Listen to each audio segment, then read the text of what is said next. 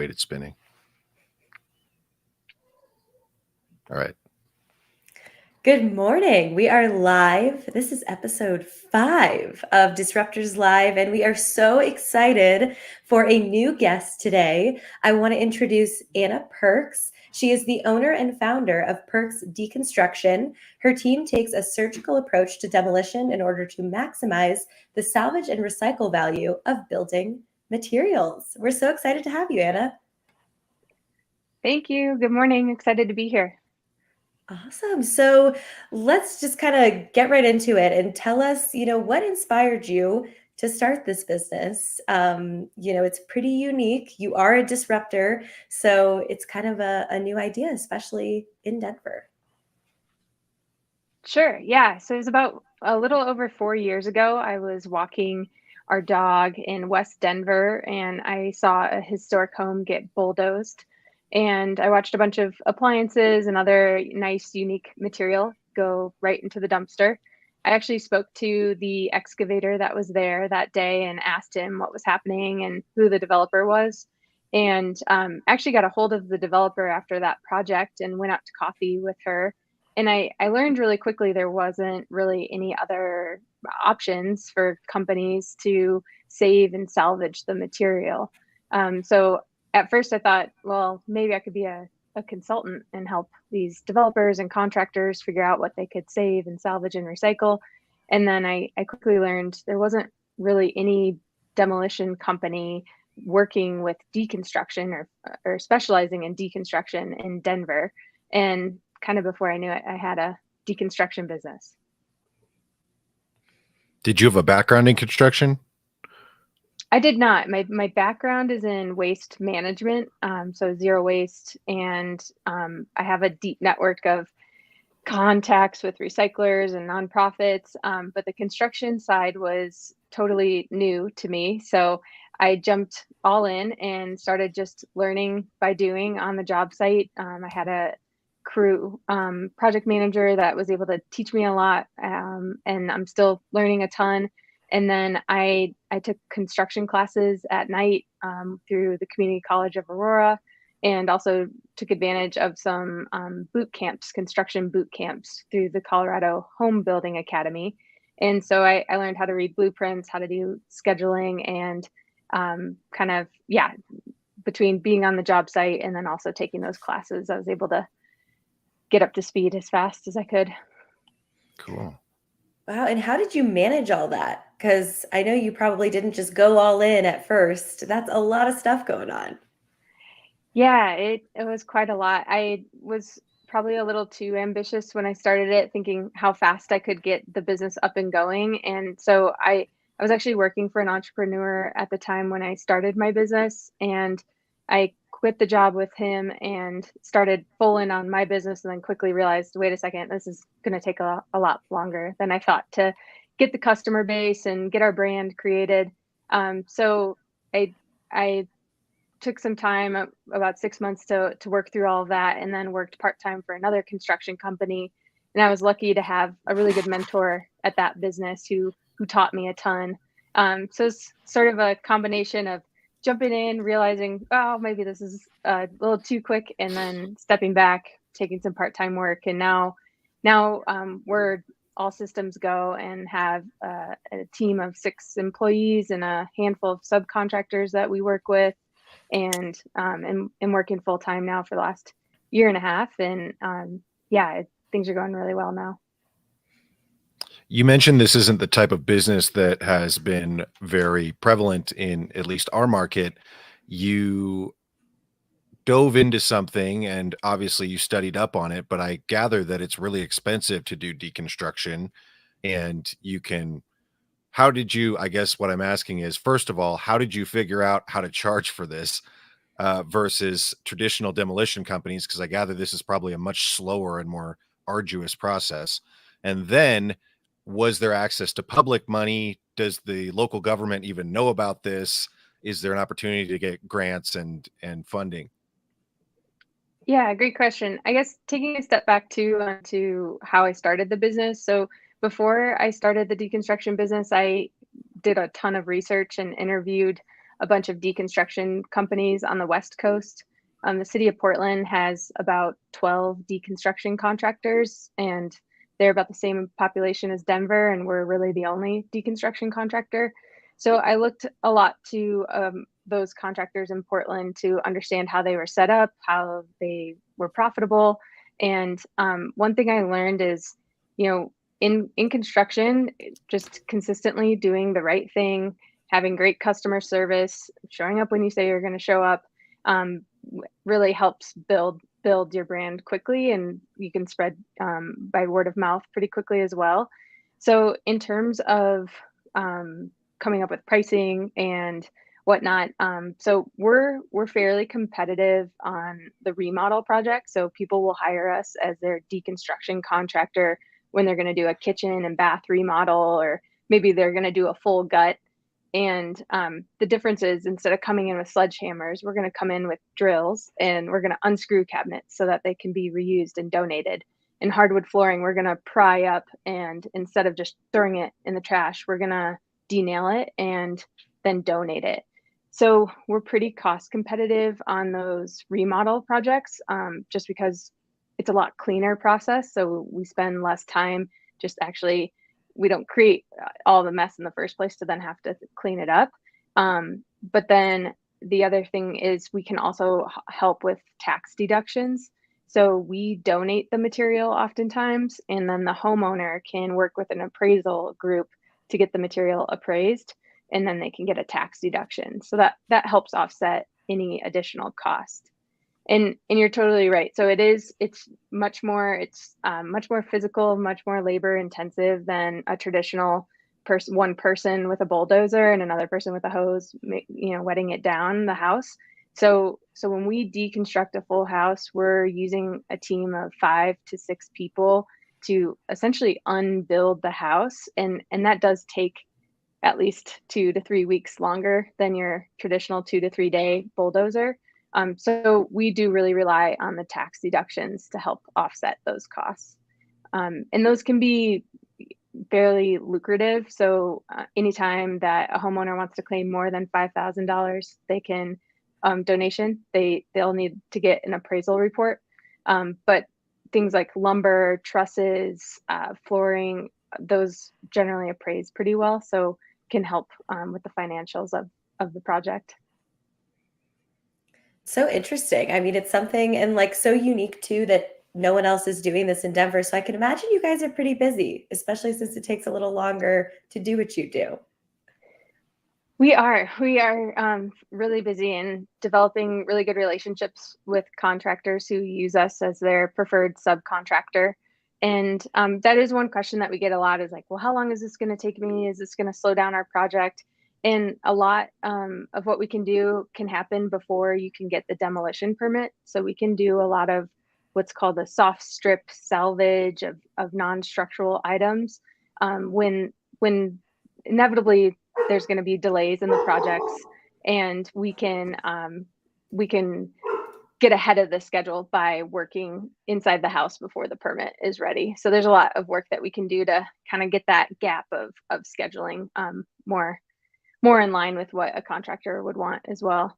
But yeah, we're getting really busy, and deconstruction is also required up in Boulder. So when a homeowner wants to get, or a homeowner or a contractor applies for a demolition permit, they actually have to put a deposit down for their project based on the square footage of the house.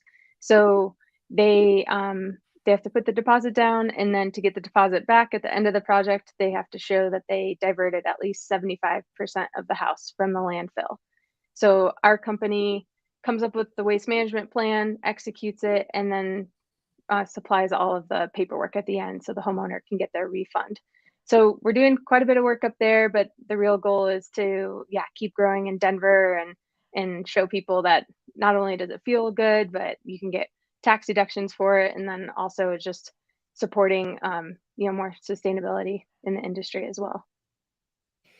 And I can imagine that you probably had a passion for the environment, or, going green before you started this. Is that kind of also what inspired this, that you wanted to help divert things away from the landfill? And then do you also have some stats maybe about how much construction materials end up in landfills?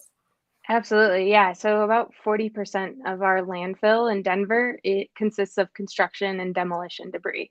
And of Wow, that a lot. 40%, about 90% is demolition material. So yeah, we talk about, recycling cans, or people donate t-shirts to Goodwill, but then we throw away entire houses, and there's hundreds of thousands of pounds in your average size house. And so yeah, I've had a strong passion. I'm like many Coloradoans. I love being outside and feel most connected when I'm out in nature, and have always felt strongly about protecting our future and about seeing more material get reused. And I think there's just such an opportunity within the construction industry to reduce the amount of material that goes to the landfill. There's a lot of homes that we work on that were maybe they're just fixed or flipped to be resold. Then the new homeowner doesn't like the new things that were put in, and so they want to gut the whole house. And it's just a lot of material that might, for me, it just seems obvious that, hey, you can pull this out and call a nonprofit, they'll come and pick it up. But it's just not happening regularly. So yeah, I've just kind of grown up always feeling strongly about waste management in particular and material reuse. And I think it's also, personally, I love doing projects around my house with reused material. I feel like it's a little more, like, have some more creativity with it. So I, yeah, I think there's just an enormous opportunity, and it seems like not a lot of people are focused on it. Totally. And then I was going to ask too, how do you reuse the material? Or if people want to come to you, can they get some of the material you guys have salvaged? Yeah, right. And yeah, so we have a couple different nonprofits that we work with regularly. And one thing that's great about those guys is that they'll actually come with a box truck and pick up the material from the job site. So we work with Bud's Warehouse quite a bit in Denver, and Resource up in Boulder. There's also the National Center for Craftsmanship up in Fort Collins. And having a couple different nonprofits that we work with just allows us to donate and salvage more material. And then we did get government funding. We've received two different grants from the state of Colorado. The first one helped us purchase 2 trucks, and the second one allowed us to open up a reclaimed lumber warehouse in Commerce City. So we actually have our first sale happening August 19th and August 20th. So coming up shortly here. But Exciting. yeah, we're really excited. But people can come and pick up dimensional lumber, purchase reclaimed flooring, and other little special items that we're able to take out of houses. So yeah, there's kind of the nonprofit sector, our reclaimed lumber warehouse, and then there's also recyclers. So when we can't donate or reuse lumber, it can be made into mulch, so we can recycle that. Scrap metal can get recycled. Concrete, brick can all be made into an aggregate, so we're able to recycle that. So it's kind of, each project is different, which is also part of the fun of it. And then it's just kind of piecing together what resources are out there for various materials. How does your labor force work? Are they volunteer? No, so we have employees, and we would get paid just like a demolition crew would. So we come in with a bid to do the work, and then we get paid to do that work, and then we can. The difference is we're sorting all the materials. So a typical demo company would show up, they'd have their landfill dumpster, they'd throw it all in the landfill dumpster. So we're going to show up with a scrap metal bin, a reuse pile, maybe a reclaimed lumber pile, and then your trash pile. And so we're pulling things out. We're getting paid to do it. The homeowner can usually save on their landfill tipping fees. Those are more expensive than to recycle. And then on top of that, then we're able to help people with the tax deduction piece of it. So it is a common question. People will call us and they'll, say like, oh, I have these cabinets. Can you just come and haul them away? And so we don't do, we make our money by doing the deconstruction, by performing that work. So thinking of us like a demolition company, but we're just super clean, organized, and gonna separate it as we go. And are you taking down everything all the way to like copper wire and conduit? I mean, we're talking like when people have Cat 5 internet wiring in their walls. Are you taking apart everything? Exactly. Yep. Yeah, we are, and we even excavate the concrete out of there. So when we look at a full house to deconstruct, we will start on the inside. We'll take out cabinets, appliances, doors, baseboard, hardwood flooring. Once we've salvaged everything from the inside, then we'll gut it. We'll take out the drywall, pulling wires to recycle the ductwork. We're recycling it, and then we start on the outside of the house, taking apart the roof, salvaging the plywood, the trusses, throwing the shingles away. And we leave the client with just a blank slate for their new project. So we remove the entire house down to the foundation and then excavate the foundation and recycle that. Do you ever get to do cool old houses? I've been to a couple of those reclamation warehouses where they have like turn of the century, early 20th century, where they have fancy, the bathtubs with the claws or fancy doorknobs or fancy sinks. Have you gotten to do any cool old houses? We've done a few. A lot of those have been protected by historic preservation, so you're not allowed to demo them. But the ones that we have, maybe they were remodeled at some point, so they got approved to deconstruct. Um, I need to get a better answer because people ask me a lot, like, "Oh, what's the coolest thing you found?" And we did do a house from the 1880s in Boulder, and that did Whoa. have really beautiful old growth wood in it, and that's lumber that you can't find anymore. It's really special. When you go to Home Depot, you get kind of lumber that was grown really fast. The rings on the lumber are really spread apart, and so it's a lot softer. So the old growth wood is really durable. It's resistant to decay, and so that was really special. And that house had really beautiful stained glass and clawfoot tubs, and some other neat fixtures like the tin on the ceilings that you can find sometimes in old bars. But yeah, I would say like we keep most of our houses are usually 1920 or younger. But every now and then we've done a couple of those older kind of turn of the century projects. Cool. Exciting. And what have been some of the biggest successes in the past year with your business? Yeah, overall, we've diverted 1.5 million pounds of material from the landfill, which feels like an enormous success for our Yeah. small but mighty team. And also receiving the grants from the state was a big achievement, and we're continuing to report on our waste savings through that. And then just overall really building a brand and being recognized as kind of the expert in waste management and deconstruction within the demolition industry.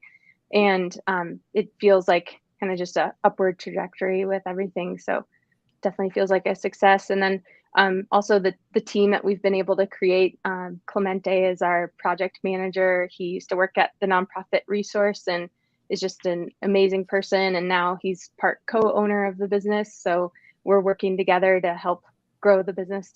So that's also a huge part of it. And how many houses are you able to do at a time now in terms of your bandwidth and your workforce? Yeah, good question. So we do rely, because it takes a team of 5 about 2 to 3 weeks to deconstruct a house. We do rely a lot on other subcontractor groups to help us with various parts of the decon or the demo part. But to give you an idea, so last year we did 3 full house deconstructions, and this summer we're doing a new one every 2 weeks. So we Whoa. are really, really busy, and yeah, so last year we did about 56 or 57 projects, and we've already done a little over 60 this year. So we're gonna double what we did last year, and definitely do at least a dozen to 15. I guess I need to look at that stat of how many full house deconstructions we'll do this year. Do you think any of the traditional demolition companies are seeing what you're doing and being inspired to change their processes? I sure hope so. That's one of my goals, is to really inspire and show other contractors that, hey, this is actually a lot easier than you think. And sometimes you can save money on your waste by doing it. And then it's also a great way to teach trade skills to people that are wanting to get into the construction industry. Disassembling houses is a great way to learn how to build. So I'm hopeful that people are inspired by it, and it's, it's a win-win-win with the clients. They can get the tax deduction, they can feel good about the impact of their project. The contractor brings us in, they're supporting a woman minority owned business, and then can say, hey, yeah, and we kept 75% of the house or more out of the landfill. So I sure hope so. One of my goals is to have more competitors within the Denver market. There's definitely room for it, and definitely the need. Totally. And I think obviously it's so interesting learning about all this. I didn't even know it was a thing you could do with a house. And I'm sure there's a lot of people listening that might be thinking the same thing. What's the main way people find you and your company?